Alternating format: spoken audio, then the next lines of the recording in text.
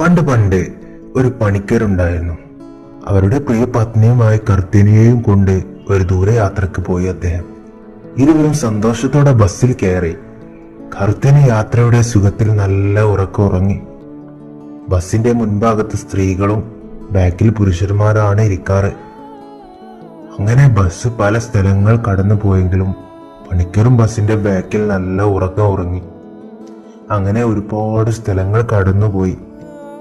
അങ്ങനെ അവർ കർത്തേനി എന്ന സ്ഥലത്തെത്തിയപ്പോൾ കണ്ടക്ടർ ഉറക്കെ വിളിച്ചു പറഞ്ഞു, കർത്തേനി ഇറങ്ങ, കർത്തേനി ഇറങ്ങ, കർത്തേനി ഇറങ്ങ. കണ്ടക്ടറുടെ ആ വിളി കേട്ട് കർത്തേനി പുറകെ നോക്കി പരിഭ്രാന്തിയായി. എന്നെയല്ലേ വിളിച്ചത് എന്ന് കരുതി പെട്ടെന്ന് ഉണർന്ന് ബസ്സിൽ നിന്ന് ഇറങ്ങിപ്പോയി. ബസ്സിൽ നല്ല തിരക്കായതുകൊണ്ട് ആരും അതൊന്നും ശ്രദ്ധിച്ചില്ല. കർത്തേനി ഇറങ്ങിപ്പോയതറിയാതെ അവർക്ക് ഇറങ്ങേണ്ട ഇടം എത്തിയപ്പോൾ പണിക്കർ ഇറങ്ങി.